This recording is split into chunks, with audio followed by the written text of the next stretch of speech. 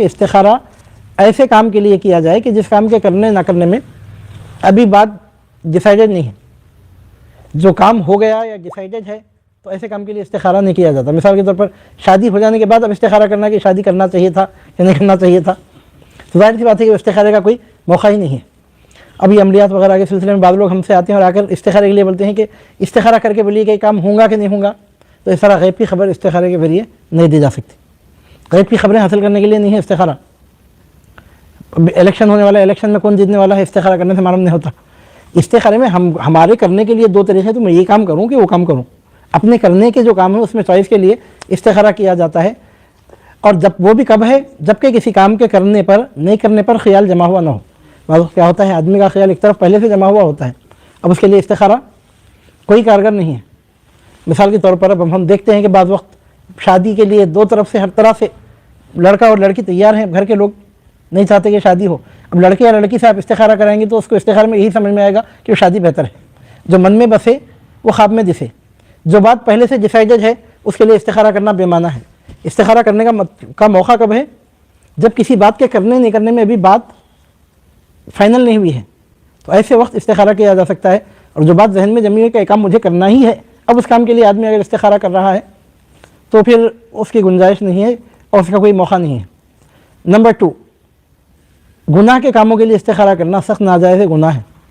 مثال کے طور پر کوئی چور خدا نخواستہ نعوذ باللہ چوری کرنے کے لیے استخارہ کر رہا ہے کہ پیر کے دن کروں گے, منگل کے دن, رات کے 2 اور 3 بجے کے درمیان میں جاؤں کہ 3 اور 4 بجے کے درمیان, تو نعوذ باللہ من ذلک, کیونکہ اللہ تعالیٰ سے اس میں رہنمائی لی جاتی ہے تو یہ سخت حرام اور کفر کے قریب کر دینے والا عمل ہے. اللہ تعالیٰ کی ناراضگی کے کاموں میں اللہ تعالیٰ سے آپ کیسے رہنمائی طرف کریں گے؟ نعوذ باللہ من ذلک. گناہ کے کاموں کے لیے بھی استخارہ نہیں کیا جاتا. نمبر 3, جو کام ضروری ہے لازمی ہے اس کام کے لیے طریقے کے لیے استخارہ کر سکتے ہیں, اس کام کے لیے بھی نہیں کیا جا سکتا. مثال کے طور پر رمضان کا مہینہ آ رہا ہے, ایک شخص استخارہ کر رہا ہے کہ اس سال روزے رکھوں کہ نہ رکھوں.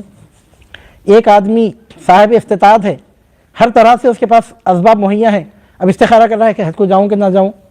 صاحب استطاعت ہے, زکوٰۃ دوں کہ نہ دوں, نعوذ باللہ من ذلک. یہ کوئی موقع نہیں. جو کام فرائض واجبات میں سے ہیں ان کے لیے استخارہ نہیں کیا جا سکتا.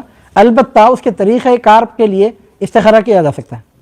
طریقے کے لیے مثال کے طور پر اب حج کو جانا ہے, کون سے ٹریولس کے ساتھ جاؤں, کس طرح سے جاؤں, حیدرآباد سے جاؤں کہ بنگلور سے جاؤں, یہ اگر آپ استخارہ کرنا ہے کر سکتے ہیں. زکوٰۃ دینا ہے تو آپ اس کے بارے میں استخارہ اس طور پہ کر سکتے ہیں کہ کس طرح سے زکوٰۃ دی جائے. جو لوگ مخروض ہیں ان کو پہلے دوں کہ کیا مطلب, وہ بھی جہاں شریعت کی رہنمائی نہیں ہے ایسی جگہ اس کے طریقہ کار کے اعتبار سے استخارہ کر سکتے ہیں. فرض کام کے انجام دینے کے لیے استخارہ نہیں کیا جاتا, اور غیب کی خبریں حاصل کرنے کے لیے بھی استخارہ نہیں کیا جاتا. بڑے افسوس کے ساتھ یہ بات کہنا پڑتا ہے کہ اکثر و بیشتر لوگ موجودہ حالات میں ہم دیکھتے ہیں اکثر و بیشتر لوگ استخارے کے فوائد, اس کے ثمرات, اس کے برکات سے محروم ہیں. استخارے کا فائدہ کیا ہے میں آپ کو بتاؤں. اس کا فائدہ یہ ہے کہ نمبر 1 اللہ تعالیٰ کی طرف سے رہنمائی ملتی ہے, نمبر 1. نمبر 2 سے بڑا فائدہ اس کا یہ ہے کہ اللہ تعالیٰ کی مدد شامل ہو جاتی ہے اس میں.